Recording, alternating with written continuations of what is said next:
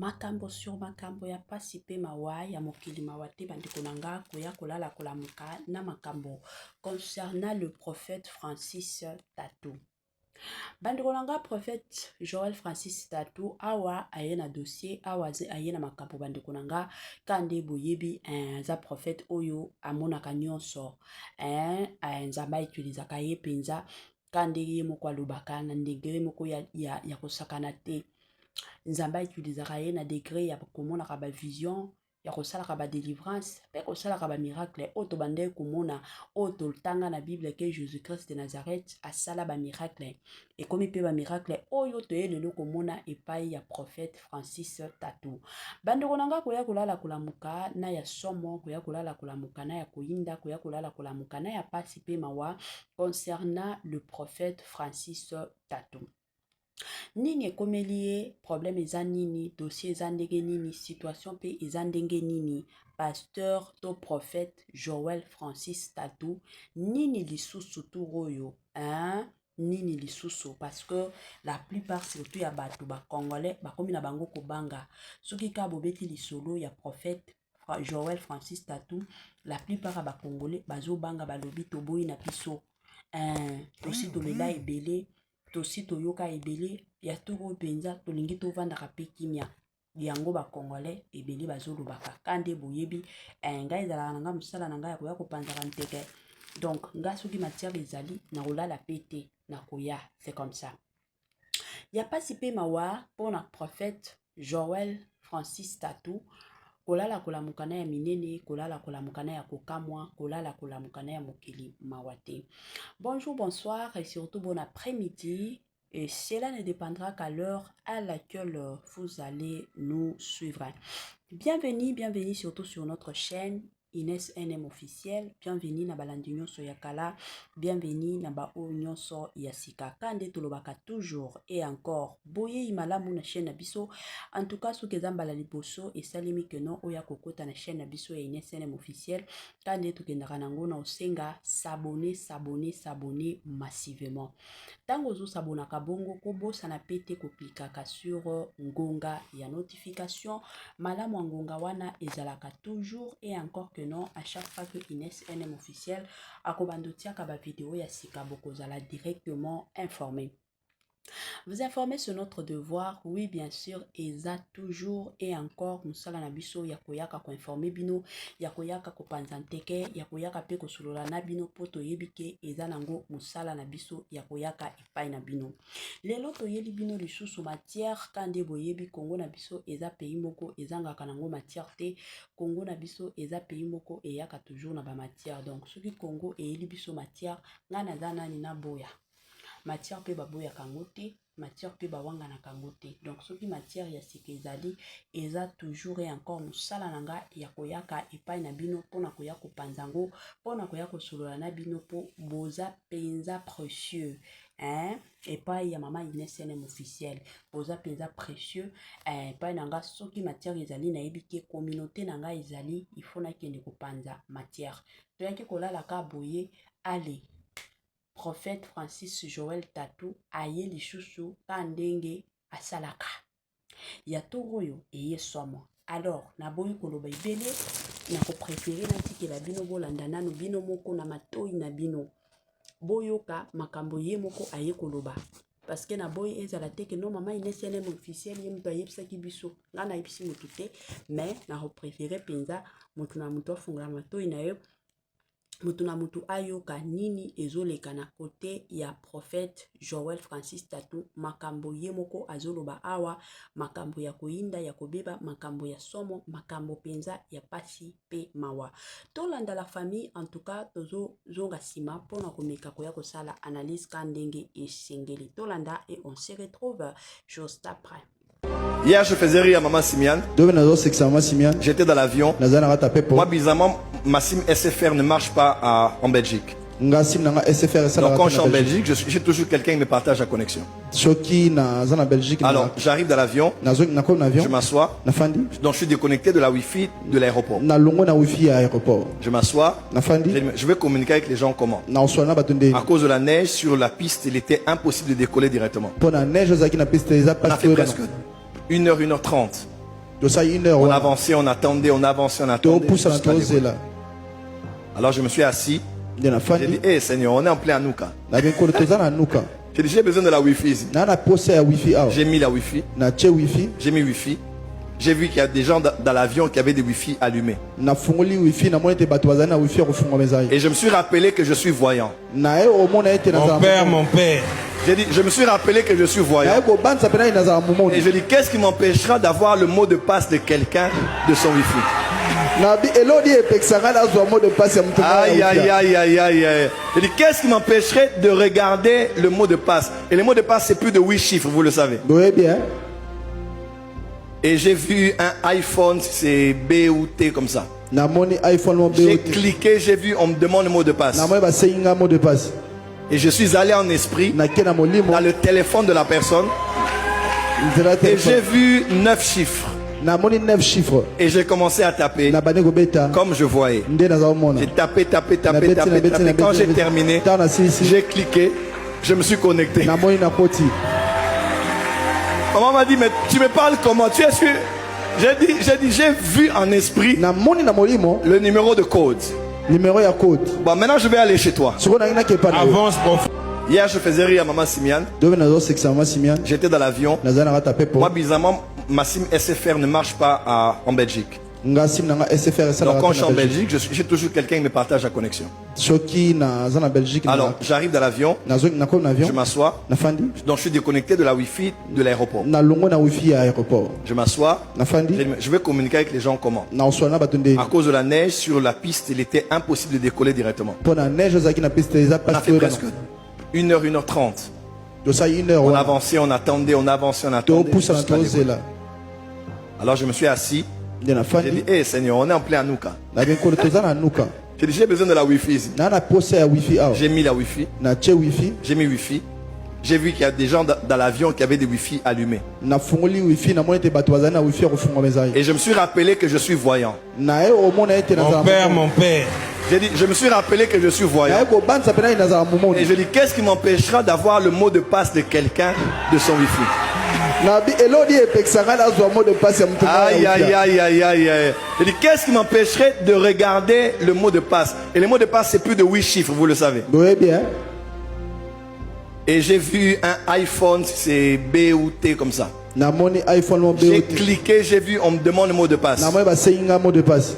Et je suis allé en esprit dans le téléphone de la personne. Et j'ai vu 9 chiffres. Et j'ai commencé à taper comme je voyais. J'ai tapé. Quand j'ai terminé, j'ai cliqué, je me suis connecté. Maman m'a dit, mais tu me parles comment? Tu es sûr? J'ai vu en esprit le numéro de code. Bon, maintenant je vais aller chez toi. Avance, prophète. Hier, je faisais rire à maman Simiane. J'étais dans l'avion. Moi, bizarrement, ma SIM SFR ne marche pas en Belgique. Donc quand je suis en Belgique, j'ai toujours quelqu'un qui me partage la connexion. Alors j'arrive dans l'avion, je m'assois, donc je suis déconnecté de la Wi-Fi de l'aéroport. Je m'assois, je vais communiquer avec les gens comment. À cause de la neige sur la piste, il était impossible de décoller directement. On a fait presque 1h, 1h30. On avançait, on attendait, on avançait, on attendait. Alors je me suis assis. J'ai dit, hey Seigneur, on est en plein Anouka. J'ai dit, j'ai besoin de la Wi-Fi ici. J'ai mis la Wi-Fi. J'ai mis Wi-Fi. J'ai vu qu'il y a des gens dans l'avion qui avaient des Wi-Fi allumés. Et je me suis rappelé que je suis voyant. Mon père. J'ai dit, je me suis rappelé que je suis voyant. Et je dis, qu'est-ce qui m'empêchera d'avoir le mot de passe de quelqu'un de son Wi-Fi? Aïe, aïe, aïe, aïe, aïe. Je dis, qu'est-ce qui m'empêcherait de regarder le mot de passe? Et le mot de passe, c'est plus de 8 chiffres, vous le savez. Et j'ai vu un iPhone, c'est B ou T comme ça. J'ai cliqué, j'ai vu, on me demande le mot de passe. Et je suis allé en esprit dans le téléphone de la personne. Et j'ai vu 9 chiffres. Et j'ai commencé à taper comme je voyais.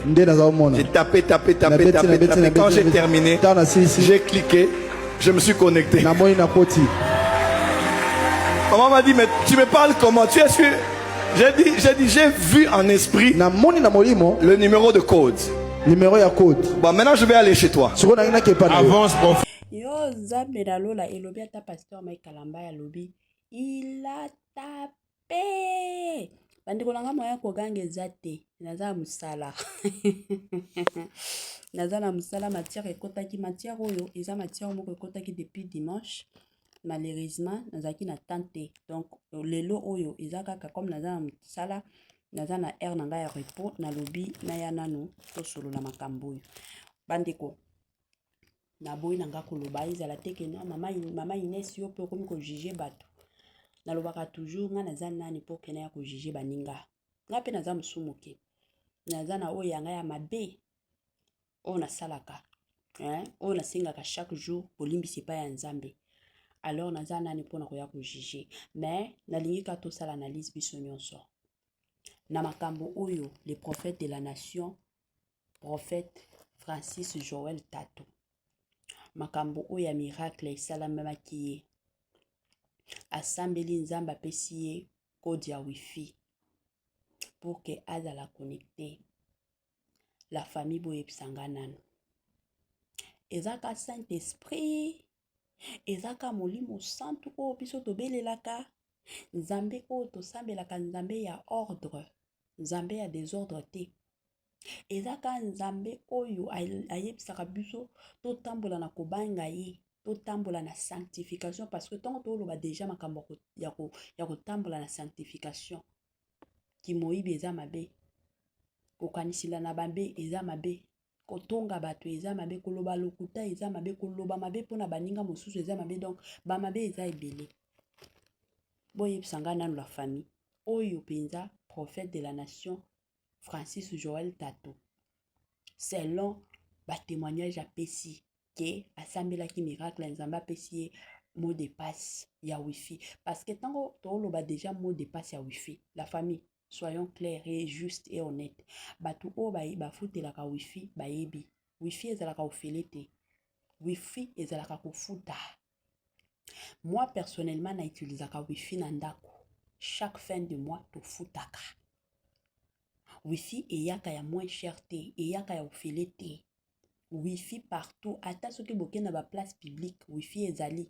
cela veut dire que eza na ba shop moko songolo pakata ezo futaka c'est comme ça wifi eyaka ya ofele te wifi eyaka ya ofele te donc selon ngai na analyse na nga o nalingi na sala na juge prophète Joël Francis Tato te mais na oloba réalité soki okebi pai wifi ezali soki eza wifi moko eza public oyebi shop te oza besoin na connexion connecté ka boye wifi ezwi na ba place mosusu soki okei wifi ezali mais il faut otia mot de passe wana tokendaka kosenga mokolo place mokolo wifi parce que ye moto afutelaka yango basengaka soki ye prophète autilisaki wifi ya bato cela veut dire que ezaki moyibi ayibelaki moto peut-être moto wana azalaki na ba wifi pocket wifi o batambolaka nango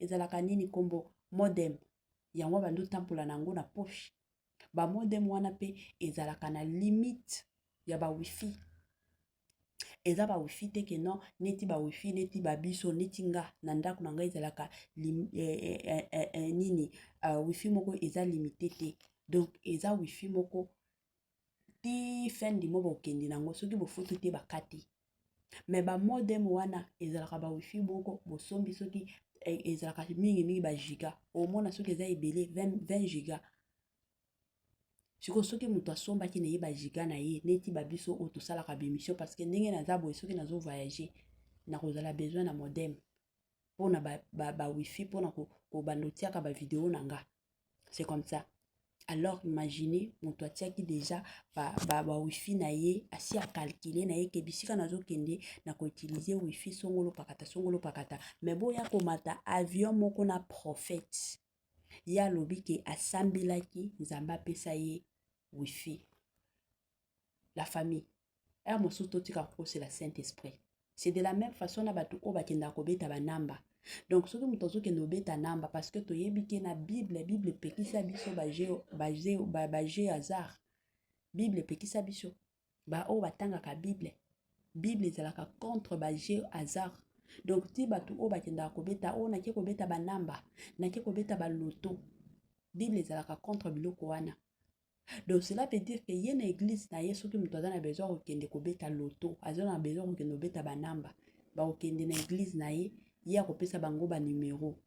Batu bakende ko gagner ka ndenge batu bakenda na ndako nganga parce que la plupart surtout ya batu o baganyaka banamba wana bakenda na bandako banganga pona kozwa banamba wana. C'est vraiment dommage. Et puis biloko boy o ya kolobango en public. Ozo la kisanini bana o babandi qui cause la chrétien lelo. Boya ko la kisabango ni, boya ko te ya bango ni. Et comme ko sala ka pasi makapope ya soni. Bablo mususu photo lobaka. Bablo mususu nazaki vraiment étonné. Nazaki penza étonné na dossier oyo. Tango na landaki mateya oyo, c'est parce que nazaki na musala. Soki ezaki nazaki na ndako le même jour nalingaki na kosala émission. Parce que na kimoyibi ki mosusu ezaka keteke no moto faki ndaka na shop aiba, il faut moto akota na boutique moko songolo pakata aiba. Wana pe ezaki moyibi. Eza neti boza kaka na mutuka bozo kendaka na ba taxi ndenge tozwaka taxi. Moto azui asombaki unité na ye libanda. Unité na ye wana alikia abenga soki ba parents na ye batindela ye mbongo azolala kanzala. Azotia unité yo oza na sima ozozwaka ba numéro ozokotisaka na téléphone na yo. Avant ye asilisa yo si okotisi mais ezaki moyibi. Botika baje wana. Eza bien te. Bamakambo mosusu votoloba, j'étais vraiment étonné. Nazangaki pe makambo koloba. Nazangaki penza maloba. Tango nalandaki prédication oyo. C'est vrai bato ebele bafingaka prophète Joël Francis Tato. Mais na bamakambo boye, eza miracle te. Eza pe témoignage te o bokoya koloba ke non, eza témoignage tala ndenge nzamba salela yenga grâce. Wana eza nzambe te. Parce que wana eza ki moyibi. Soki oza na besoin ya refi. Mikiti ça. Bible yebisaka biso nini? Tozala humble. Oza na unité te. Toyebi ke prophète Francis Tato aza na mbongo. Mais soki yeko salima ke non, place wana peut-être yo ataba modem na yo lingaki sala te. Mais olingaki osenga mutu o monaki wifi soki aza pembeni na yo senge. Na koti ko utiliser yango ezo simba te. L'essentiel oyebi ke na senge. Mais ezala te ke non Saint-Esprit apesinga pin. Non. Wana komi makambo mosusu la famille. Soki osakana na nzambe. Nzambe azalaka ya ordre des ordres te.